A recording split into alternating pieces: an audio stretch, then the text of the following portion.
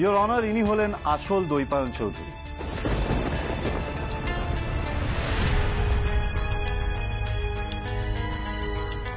ডোডো ডোডো কি করে এখানে এলো? কি করে বেঁচে গেল? কিন্তু আমার কাছে যে পেপার সাবমিট করা হয়েছে তাতে দেখানো হয়েছে শাম্পায়ন চৌধুরী মৃত। তাকে দাহ করা হয়েছে এবং সার্টিফিকেটও রয়েছে আমার কাছে। মিলর্ড, না শাম্পায়ন না দৈপায়ন, আসলে কেউই মৃত নয়। একজনকে মৃত বানানোর চেষ্টা হয়েছিল, কিন্তু পুলিশের তৎপরতা এবং সাহায্যে তাকে বাঁচানো গেছে এবং আজকে সেই আপনাদের সামনে কোর্টরুমে হাজির। আর তিনি হচ্ছেন আসল দৈপায়ন চৌধুরী। আর যিনি নিজেকে চেষ্টা করে যাচ্ছেন বারবার এটা প্রমাণ করার যে তিনিই দৈপায়ন চৌধুরী, আসলে তিনি হলেন Shampayan Chowdhury. Objection my lord. এখন আর অবজেকশন জানিয়ে লাভ নেই ইন্দ্রনীল বাবু, আপনি বসে পড়ুন। আপনি তো আসল তথ্যই জানতেন না। আপনার ক্লায়েন্ট নিজেকে যা বলে প্রমাণ করতে চাইছেন সেই তিনি তো বেঁচে আছেন। ইয়োর অনার, আমি বলছি ইনি আসল দৈপায়ন চৌধুরী। আপনি প্লিজ প্লিজ আমাকে কিছু কথা বলার সুযোগ দিন। পাবেন পাবেন, কথা বলার অনেক সময় পাবেন। Defence counsel, you may proceed. Thank you milord. মহামান্য আদালতকে আমি এটাই জানাতে চাই যে আসল দৈপায়ন চৌধুরী মারা যান। আমরা পুলিশের সাথে কথা বলে এই প্ল্যানটা করেছিলাম যাতে কিনা আসল দৈপায়ন চৌধুরীকে বাঁচানো যায়, কারণ দৈপায়ন চৌধুরীকে মেরে ফেলবার চেষ্টা হয়েছিল মিলর্ড। দৈপায়ন এবং শাম্পায়নের ছোট কাকিমা অর্থাৎ শ্রীমতী শ্যামা চৌধুরী ছোটবেলা থেকে এই দুজনকে মানুষ করেছে। মিলর্ড, আপনার অনুমতি নিয়ে আমি তাকে কিছু জিজ্ঞেস করতে চাই। অনুমতি দিলাম। Thank you milord.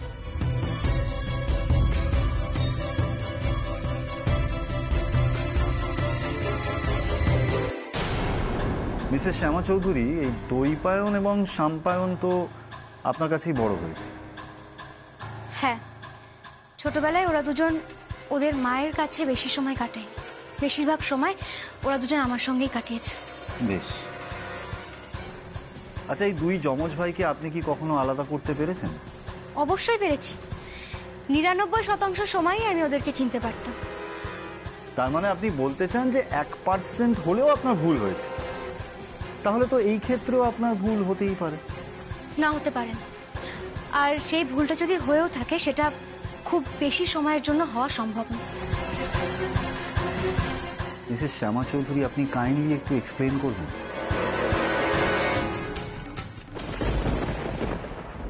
জজ সাহেব, বাংলায় একটা প্রবাদ আছে, স্বভাব যায় না মূল। দুজন মানুষ একই রকমের দেখতে হলেও তাদের স্বভাব চরিত্র কিন্তু কখনোই একই রকম হওয়া সম্ভব নয়।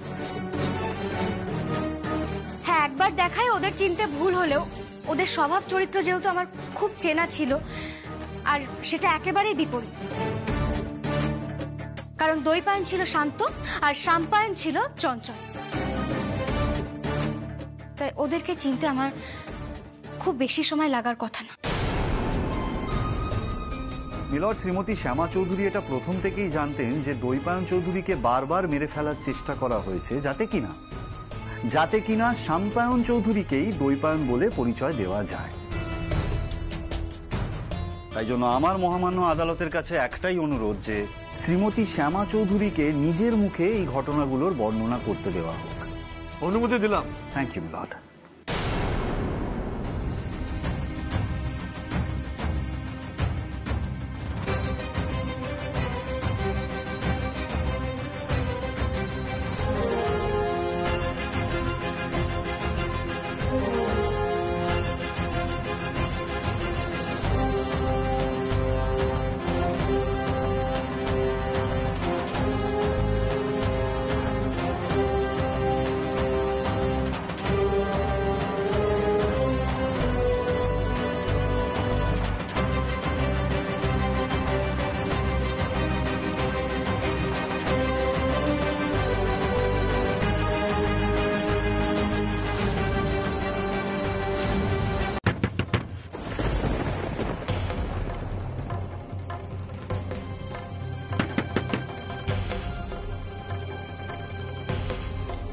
দরজাটা খোলো।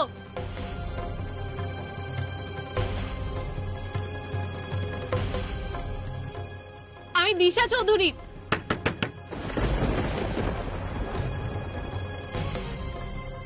দরজাটা খোলো, কি করছো নাকি?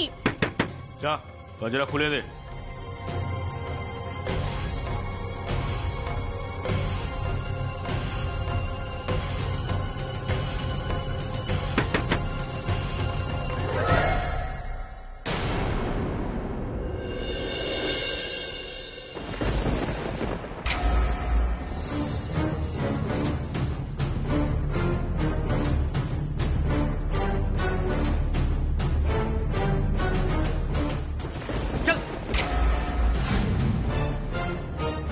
এখানে যাও। আসুন আসুন আপনারা।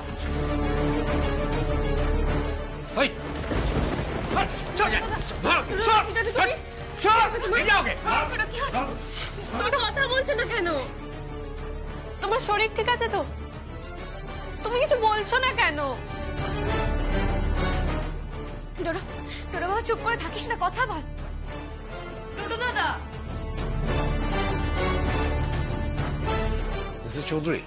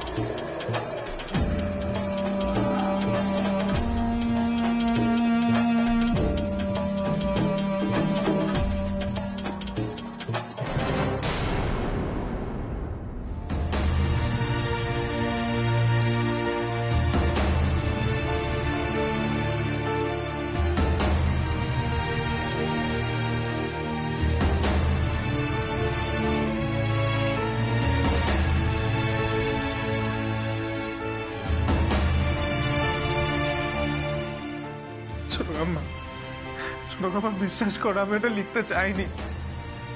তাতানার মেজকাম্মা আমাকে দিয়ে সুইসাইড নোটটা লিখিয়েছে। আমার নিজের ভাই আমার মৃত্যু কামনা করে।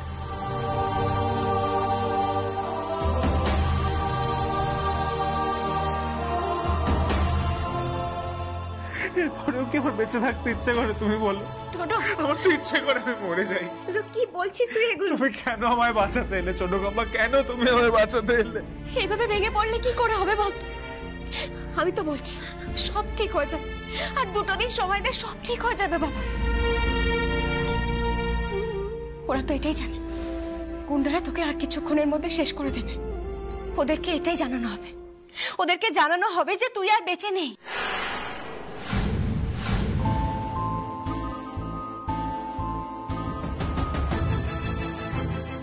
হ্যাঁ টুটু, পুলিশ তো সেটাই বলবে। ওরা যখন জানবে যে তুই আর বেঁচে নেই, তখন ওরা ভাববে যে ওদের ময়দান ফাঁকা হয়ে গেছে। ওদের কনফিডেন্সটা বেড়ে যাবে, আর সেই সুযোগটাই আমাদের কাজে লাগাতে হবে। বাবা, বাবা একদম ভেঙে পড়বি না, আমি আছি তো তোর পাশে। দেখ, আমরা সবাই তোর পাশে আছি। কেন তুই ভেঙে পড়ছিস? একদম চিন্তা করবি না, আমি প্রমাণ করেই ছাড়বো যে তুই টোটো। আর ওরা তোর সঙ্গে যে অন্যায় করেছে তার শাস্তি ওরা পাবে।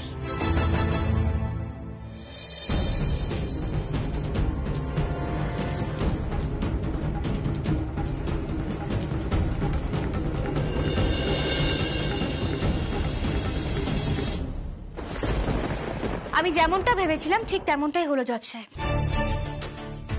ওরা ভেবেছিল যে শত্রু হয়তো মারা গেছে, তাই ওদেরকে হারানোর মতো আর কেউ থাকবে না। কিন্তু দৈপাল চৌধুরী তো বেঁচে আছে জজ সাহেব। তাই বিদেশে কি কি ঘটনা ঘটেছিল তার প্রশ্ন উত্তর আরো একবার করার অনুমতি আপনার কাছে চাইছি। অনুমতি দিলাম।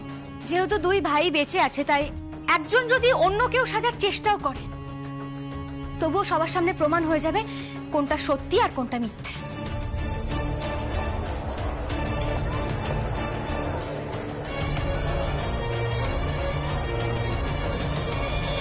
দৈপায়ন চৌধুরী যে ইউনিভার্সিটিতে পড়তো সেখানে একটা থিসিস সাবমিট করেছিল। সে থিসিসের সাবজেক্টটা কি ছিল?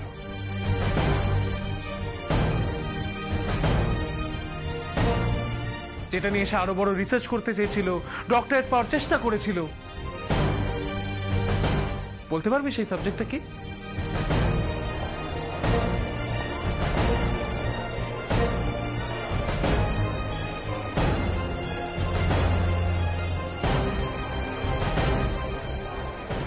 Order order. হ্যাঁ, অফকোর্স পারবো। মব লিঞ্চিং মানে গণপিটুনি নিয়ে রিসার্চ করছিলাম।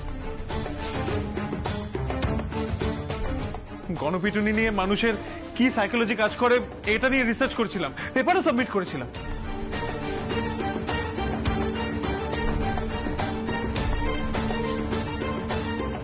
আমার সব মনে আছে, ঠিক তো?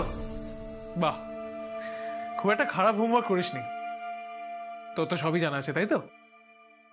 ওকে, নেক্সট কোয়েশ্চেন। দৈপায়নের একটা জায়গায় আঘাত লেগেছিল, সেটা সে নিজে আর ডাক্তার জানে। বলতো সেটা কোন জায়গায়? ভেবে উত্তর দিস, কিন্তু সেই ডক্টর কিন্তু এখনো বেঁচে আছে।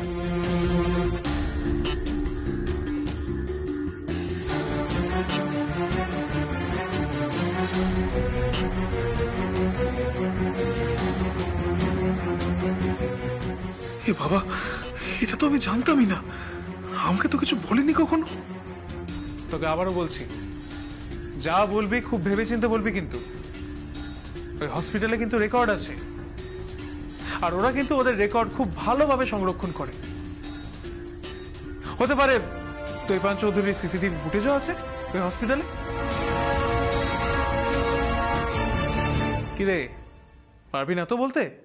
পারার কথাও নয়, কারণ আমি তোকে এগুলো কিছুই বলিনি, তোর উপর রেগেছিলাম বলে।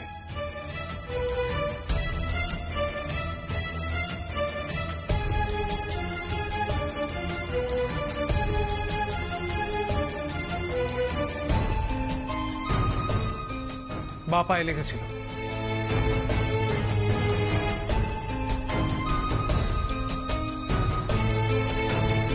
ঠিক বললাম তো?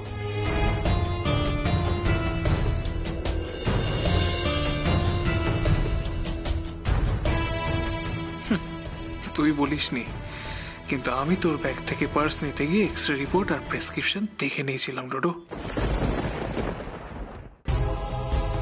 ওকে, দৈপায়নকে যখন ম্যানেজমেন্ট মার্কেটিং হেড করার কথা ভেবেছিল, সঙ্গে আরো একজনকে ভেবেছিল। কে সে বলতে পারবি? তুই দৈপায়ন তো, তাহলে তো তোর অফিসের খবর সবটাই জানা উচিত।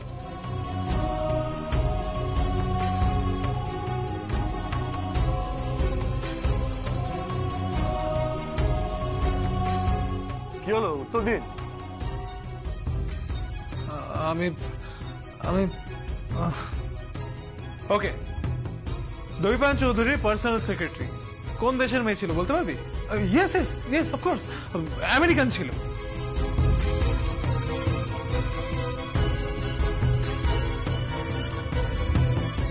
Again wrong answer. Your Honor, Dwaipayan চৌধুরীর দুজন সেক্রেটারি ছিল। একটা ছেলে যে ইরানিয়ান, আর একজন মেয়ে কানাডিয়ান।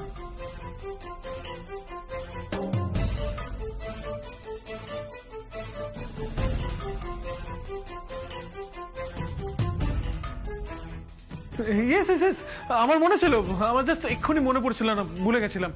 আমার মনে ছিল দৈপায়নকে 2016-এ অন্য আরেকটা জায়গায় পোস্টিং অফার করা হয়েছিল।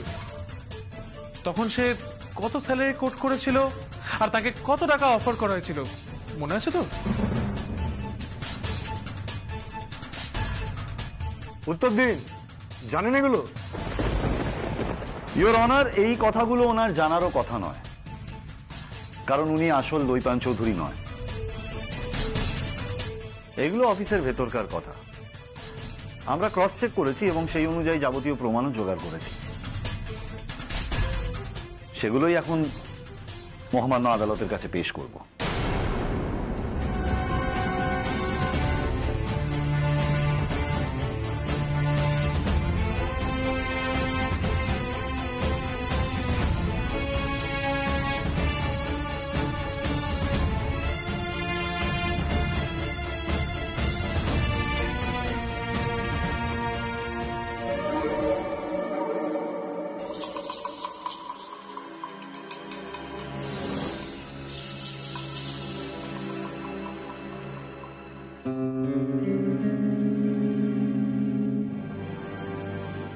কোথায় যাচ্ছ? দেখলি না মেজো জেম্মা পালাচ্ছে।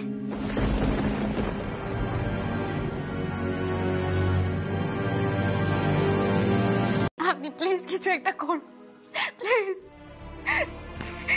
শ্যামা, শ্যামা কিছু একটা করো, যাতে ওরা দাদানকে ওই দেশে না নিয়ে যায়। কিছু একটা করো শ্যামা। দেখো, আমার থেকে দূরে থাকলে, পরিবারের থেকে দূরে থাকলে ও কোনোদিনও শুধরাবে না। ও শেষ হয়ে যাবে, ও শেষ হয়ে যাবে। শান্ত হও, কি করছো কি? এইভাবে কান্নাকাটি করতে থাকলে তোমার শরীর খারাপ হবে। আর ডোডোর মুখের দিকে তাকিয়ে দেখেছো ছেলেটা কতটা কষ্ট পাচ্ছে? কতদিন পরে ছেলেটা ফিরলো, ওর একটু যত্ন করো। আর দিদি, তোমাকে তো ডোডোর কথাও ভাবতে হবে। ভাইয়ের আচরণের জন্য, ভাইয়ের জেল হওয়ার জন্য ও কতটা কষ্ট পেয়েছে বলো তো। এরকম করো না বর্দিদি, ছেলেটাকে নিয়ে ঘরে যাও, স্নান করুক, একটু খাওয়া দাওয়া করো। যা বাবা।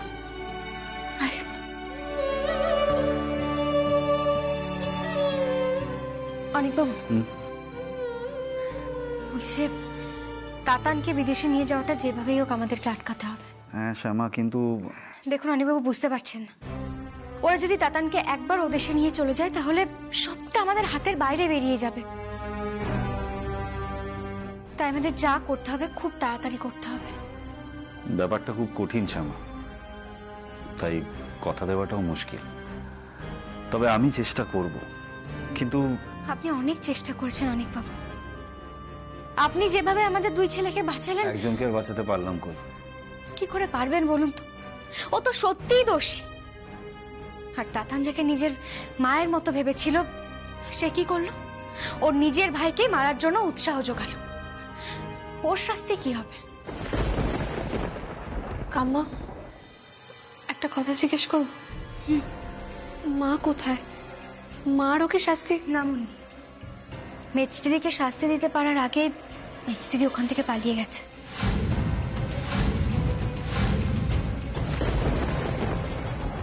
মা কোর্ট থেকে পালিয়েছে? কাম্মা, তুমি কি বলছো? এমন আমি ঠিকই বলছি। আর আমি এমন সময় দেখতে পেয়েছি যে তখন আমার কিচ্ছু করার ছিল না। মানে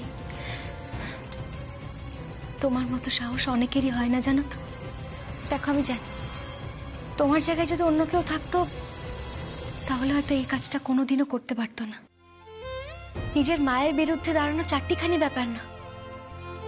তোমার মাকে সবসময় তুমি চোখে চোখে রেখেছো, আমার কথায় তুমি তোমার মায়ের পক্ষে থাকার অভিনয় করে গেছো। কাম্মা, আমি তো ছোটবেলা থেকে এই শিক্ষাতেই বড় হয়েছি যে ন্যায়ের পক্ষে দাঁড়ানোই মানুষের কর্তব্য। আমাকে পাপা শিখিয়েছে। যে মা, জেঠুমণি, দাদান, ঠাম্মি সবাই এই একই কথা বলতো। আর বলতো তোর কাম্মা যদি এখানে থাকতো এই কর্তব্য কত ভালোভাবে পালন করতো দেখতিস। কত কিছুর মধ্যে দিয়ে, কত কিছু সহ্য করে, কত কষ্টের মধ্যে দিয়ে তোর কাম্মা এই কর্তব্য পালন করত।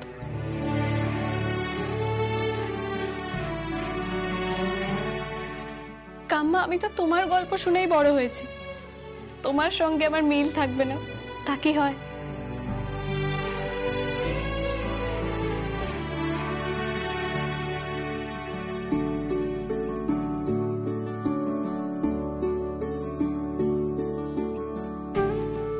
এই কাজটা করতে তোমার ঠিক কতটা কষ্ট হয়েছে আমি বুঝি মুন্নি।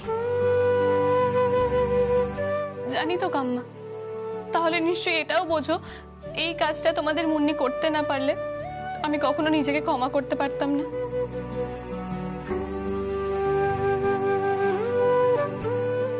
বলতে পারো আমার বাবা মায়ের অপরাধের কিছুটা প্রায়শ্চিত্ত আমিই করছি।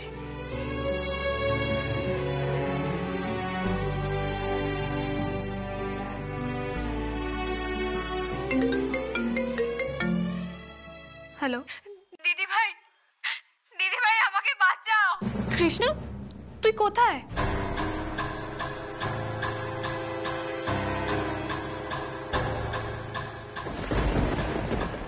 কি হচ্ছে মুন্নি? দিদি ভাই, আমার কথা শুনতে পাচ্ছ তুমি? হ্যালো কৃষ্ণ, আমাকে বাঁচাও দিদি ভাই। মুন্নি, কৃষ্ণ তো বাড়িতেই ছিল। দাঁড়ান ম্যাম, আমি আর শিবা একবার গিয়ে চেক করে আসছি। চলো শিবা। হ্যালো মা, শুনতে পাচ্ছিস আমার কথা? তুই কোথায় আছিস মা? ঠিক আছিস তো? কোথায় তুই আমাকে বল। আমাকে ধরে নিয়ে এসেছে মা, মা আমাকে আটকে রেখেছে।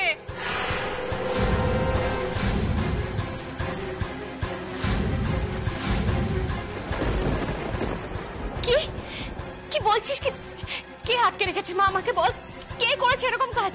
আমাকে নিয়ে যাও মা, আমাকে প্লিজ এখান থেকে নিয়ে যাও। মা কৃষ্ণা তো উপরে কোথাও নেই। অনিরুদ্ধ কৃষ্ণাকে কিডন্যাপ করা হয়েছে।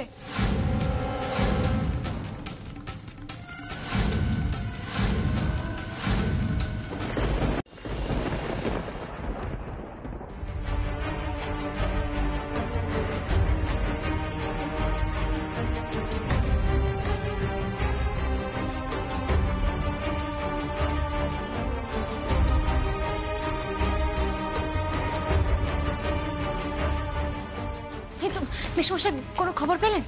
হ্যাঁ রে মা, থানা থেকে এলাম আমি, আর লোকাল থানা থেকে সব থানায় ইনফর্ম করে দিয়েছে ওরা। আর ওসি সাহেব খুব ভালো মানুষ, উনি আমাদের যথেষ্ট হেল্প করছেন। চারিদিকে কৃষ্ণার খোঁজ খবর চালাচ্ছেন।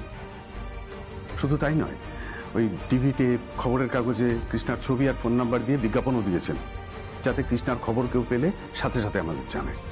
এরপর বোধহয় দিশা কৃষ্ণার ক্ষতি করার সাহস পাবে না, বুঝলি? আর তাছাড়া শহরের সব রাস্তায় তো এখন চেকিং চলছে, শহর থেকে বেরোনো ঢোকার সব রাস্তা বন্ধ। এই অবস্থায় দিশা কৃষ্ণাকে বেশিক্ষণ আটকে রাখতে পারবে না।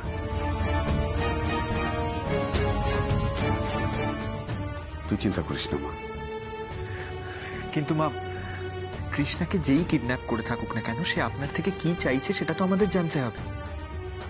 লোকগুলো তো অনেক আগে ফোন করে বলেছিল যে ওরা আপনাকে দিয়ে কিছু করাতে চায়, কিন্তু কৃষ্ণাকে সামনে রেখে ওরা আপনাকে দিয়ে এক্স্যাক্টলি কি করাতে চায় আর সেটা সম্ভব কিনা সেটা তো আমাদের জানা দরকার। অনিরুদ্ধ, মেয়ের জন্য মায়ের পক্ষে সব করা সম্ভব। আমিও জানতে চাই মেজ দিদি আমাকে দিয়ে ঠিক কি কি করাতে চায়।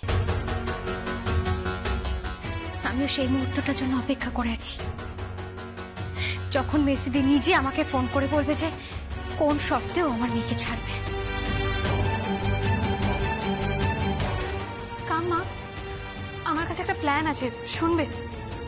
কি প্ল্যান? মা যেরকম কৃষ্ণাকে কিডন্যাপ করে রেখেছে তোমার উপরে বদলা নেবে বলে, তাহলে তুমিও তাই করো।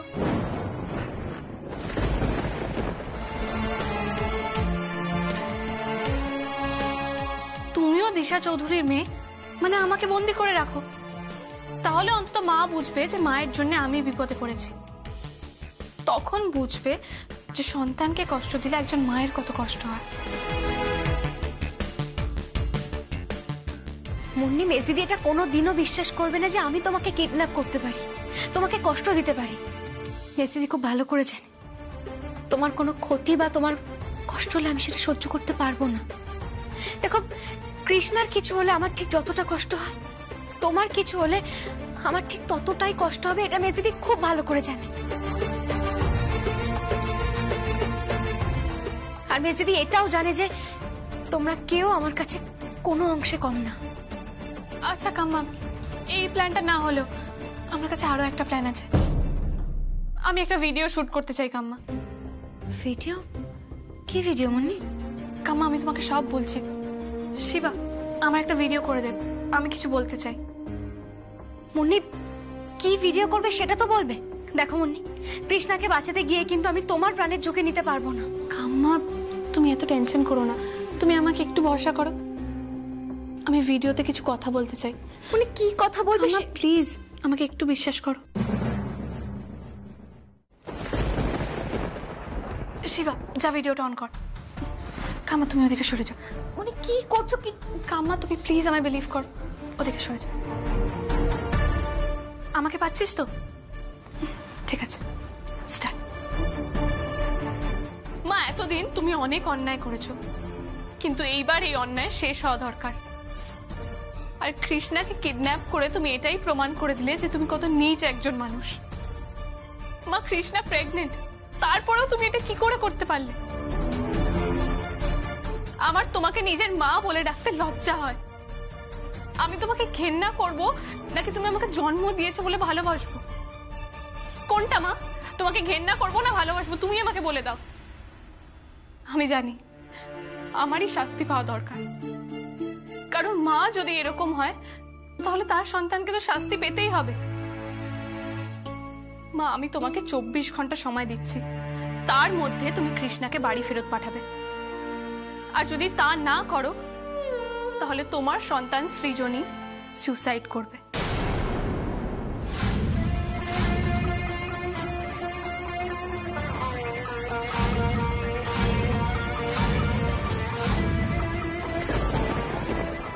আর তোমার মেয়ের মৃত্যুর জন্য তুমি দায়ী হবে মা। মুন্নি, এসব তুমি কি বললে? তুমি কি পাগল হয়ে গেছো যে এইসব কথা বললে? না কাম্মা, আমি পাগল হইনি, আমি মাকে পাগল করতে চাইছি। অ্যাটলিস্ট জীবনে একবার তো যাচাই করে দেখি যে দিশা চৌধুরীর কাছে তার মেয়ে কতটা ইম্পর্টেন্ট।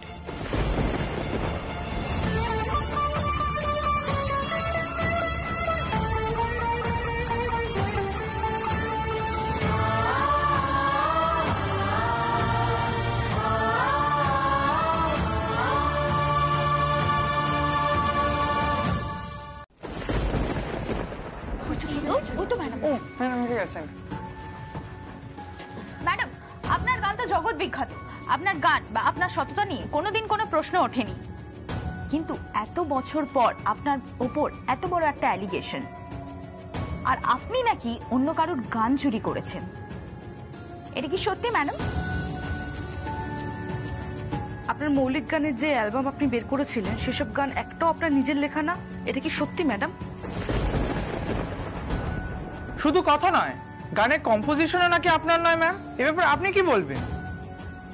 যা বলা হচ্ছে সব কি সত্যি নাকি এটাও একটা ষড়যন্ত্র?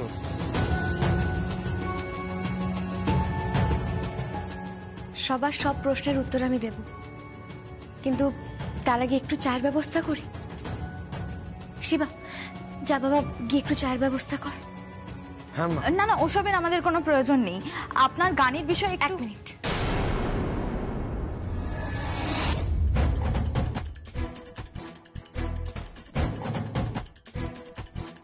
আমি খুব ভালো করে জানি তুমি এখানে কেন এসেছো।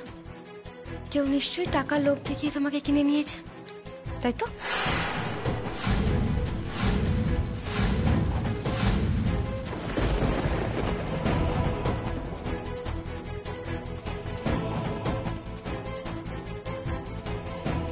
তোমাকে এখানে পাঠানো হয়েছে আমার গানের ক্যারিয়ার নষ্ট করার জন্য, আমার বদনাম করার জন্য। আর তুমিও এই কাজটা করতে রাজি হয়ে গেছো কিছু টাকার বিনিময়ে বা অন্য কিছুর বিনিময়ে। কিন্তু দেখো, তুমি যে ফেক সেটা কিন্তু কিছুদিনের মধ্যেই প্রমাণিত হয়ে যাবে।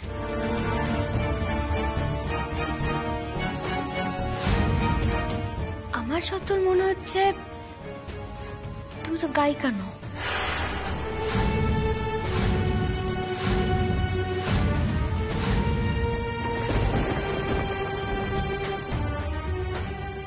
কি হলো, তুমি পারো গান গাইতে? পারো না তো?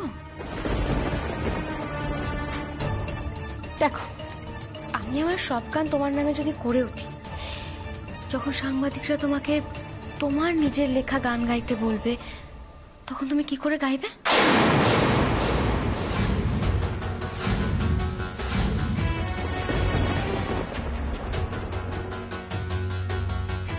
তখন তো তুমি গাইতেই পারবে না। কি হবে তখন?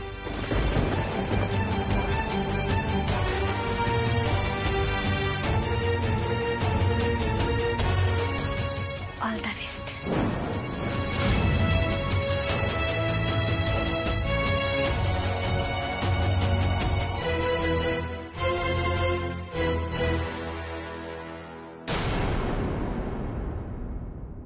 অনিরুদ্ধ,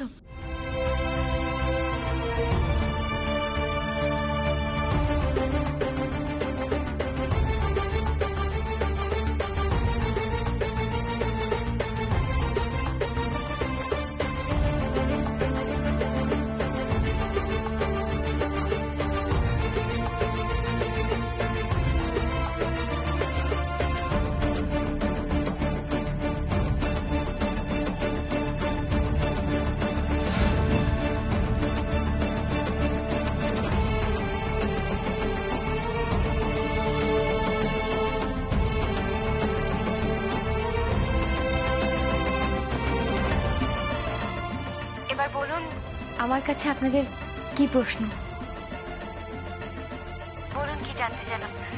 আমাদের তো প্রশ্ন একটাই ম্যাডাম, উনি যা দাবি করছেন আপনার গান আপনার না, ওই মহিলার, এটা কি সত্যি? আর এটা সত্যি হলে তার প্রমাণ কি?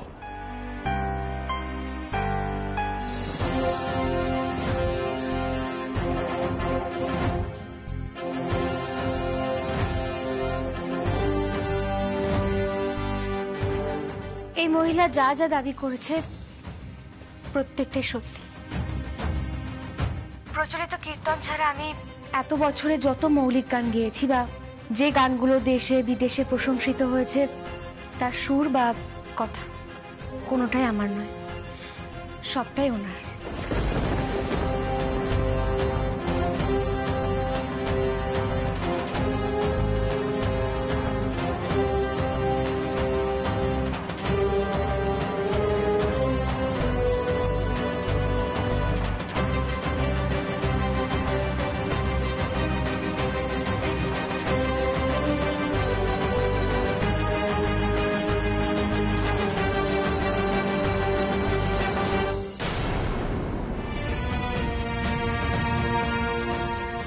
আমি সবার সামনে স্বীকার করছি যে আমি ওনার কাছ থেকে ওনার গান সুর সবটাই চুরি করেছি।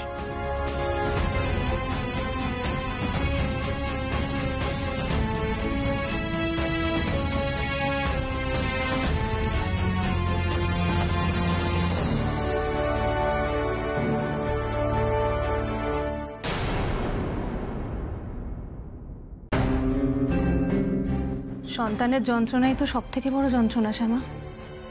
সন্তান যদি ভালো না থাকে তার থেকে বড় শাস্তি তো আর হয় না, তাই না? এই দেখো না, আমার মতো মানুষই যদি জীবনে কিছু মিস করে থাকে, কারুর জন্য কোনোদিনও একটুও কষ্ট পেয়ে থাকে, একটুও যন্ত্রণা পেয়ে থাকে, সেটা আমার সন্তানের জন্য, আমার মুন্নির জন্য। তুমি কি করতে চাইছো? কি বলতে চাইছো তুমি? মেজি, তুমি কিন্তু কৃষ্ণের কোনো ক্ষতি করবে না। আমি তোমায় বলছি, শোনো, তুমি কোনো ক্ষতি করবে না। কিন্তু দাঁড়াও শ্যামা, এত উত্তেজিত হচ্ছ কেন? আমি সব বলে দেব। জীবনে কত স্ট্রাগল করেছো বলো তো শ্যামা? হ্যাঁ, কত বাধা অতিক্রম করে আজ তুমি এই জায়গায় এসে পৌঁছেছো। চৌধুরী বাড়ির পুরো সংসারটা নিজের গ্রিপে নিয়ে নিয়েছো। চৌধুরী বাড়ির প্রত্যেকটা মানুষ এখন তোমার হাতের পুতুল। তুমি ইভেন আমার মতো মানুষকেও হারিয়ে দিয়েছো শ্যামা। তোমাকে আর এখানে এনে কি হবে বলো? কিন্তু শোনো শ্যামা, কথাটা আগে শোনো। হ্যাঁ, তো অধৈর্য হলে হবে? ওই যে বলেছিলাম, তোমার মেয়েকে পেতে গেলে 5টা স্টেপ ক্রস করতেই হবে, যার একটা আপাতত তুমি ক্রস করেছো, কিন্তু এখনো যে 4টে বাকি।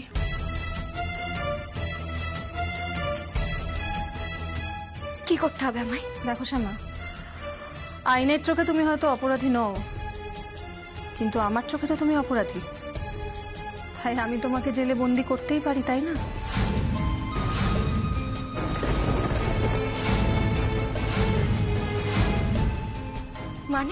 মানে আমি তো তোমার জন্য আলাদা করে একটা জেল তৈরি করতেই পারি, যেখানে তুমি তোমার বাকি জীবনটা কাটাবে শ্যামা, ঠিক যেভাবে কয়েদিরা জেলে জীবন কাটায়।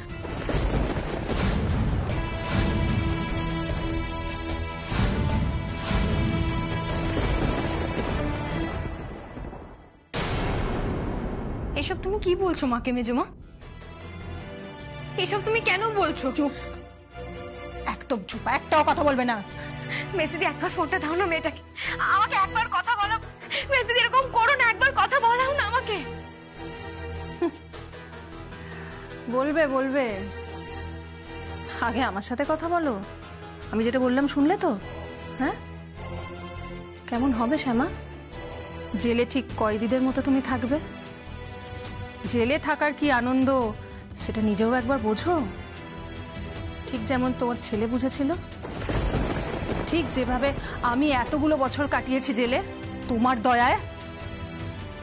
জেলের ওই মোটা চালের ভাত, পাতলা ডাল, নোংরা বাসনে খাবার, এগুলো তো সব আমাকে সহ্য করতে হয়েছে তোমার জন্য শ্যামা, তোমার জন্য।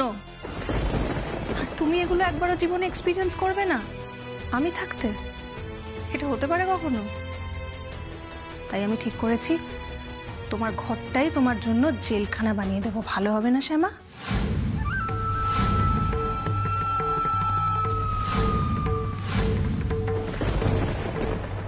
শ্যামা, আমার প্ল্যানটা শুনে নাও। কি, তোমার ঘরে একটা ক্যামেরা ফিট করব, কেমন? যাতে আমার চোখকে ফাঁকি দিয়ে তুমি কোনো রকম বিলাসিতা না ভোগ করতে পারো। একদম একা থাকবে ঘরে শ্যামা, একদম একা। কারুর সঙ্গে তুমি দেখা করতে পারবে না, কারুর সঙ্গে না। শুধু দরজা খুলবে দিনে একবার, নোংরা বাসনে খাবারটুকু নেওয়ার জন্য। ও শ্যামা, তোমার জন্য আমি আরেকটা কাজও করতে পারি। ঠিক আছে, তোমাকে না হয় আমি একটা কম্বল দিয়ে দেবো। সেই কম্বল তুমি গায়ে দিয়ে শোবে না মাটিতে পেতে শোবে সেটা তোমার ব্যাপার, কারণ ঘরে তো কোনো খাটও থাকবে না। যতই ঠান্ডা লাগুক না কেন শ্যামা, ওই একটা কম্বলই হবে তোমার সম্বল। ও আরেকটা কথা শ্যামা, ভেবো না তুমি শুয়ে বসে দিন কাটাতে পারবে। তোমায় কিন্তু সশ্রম কারাদণ্ড দেওয়া হলো। আগামী 7 দিন তুমি পাথর ভাঙবে, এটাই হবে তোমার দ্বিতীয় স্টেপ।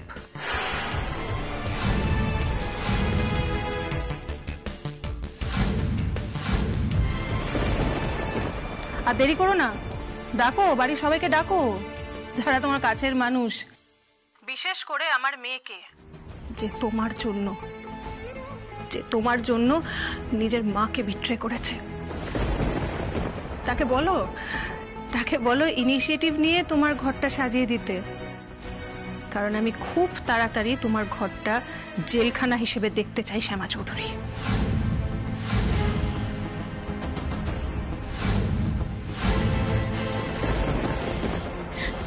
বেঁচে গিয়ে